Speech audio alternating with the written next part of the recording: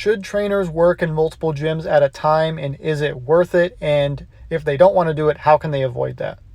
So let's get into it. This is a really big problem that a lot of trainers run into. Trainers that we talk to a lot, they're like, I'm working in like 3 different facilities as a contractor. It's a pain in the ass. What do I do? So the first thing is, if you're a contractor at a gym as a trainer, right, you're not a W-2 employee and you get paid per sale. What you want to do is have a really good relationship with the owner, because the situation that a lot of people get into, I was in the situation too, is where there's just simply not enough leads for you at one gym, right?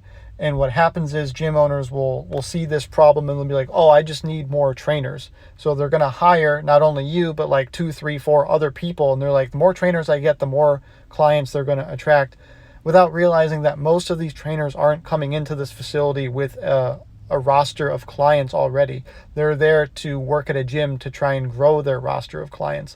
So you end up going from the sole trainer at a gym to now splitting leads and available people 4 or 5 ways, and it just totally fucks you over. For that reason, it can be worth it, obviously, to work in more than one location so you can make more money.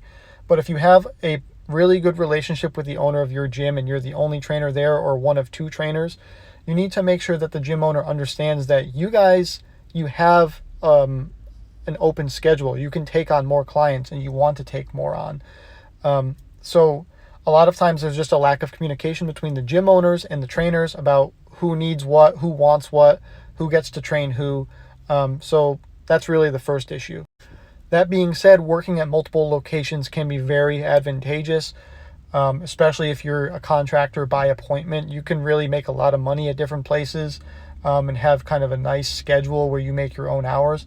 But what happens is like what we call schedule slip with trainers. So you can set your availability at this location and that location, let both owners know. But what happens is they'll ask you one time, oh, can you come here? I know it's outside of your hours, but can you help out? And you do it once, and then your schedule starts to slip and everything just gets all out of whack. You're like driving back and forth. And you kind of just get screwed over in that sense. Like your schedule is not your own anymore. And then these trainers are waking up at 5 a.m. to train their morning clients and then training people till 9 or 10 o'clock at night. And it just feels really shitty. Ultimately, you have to figure out what you want most and what you're okay with. But it starts with good communication with the gym owners that you're working with.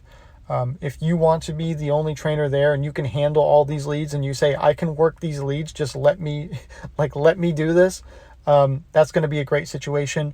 But it's not the end of the world if you have to work at more than one location, and it can actually be very beneficial for you.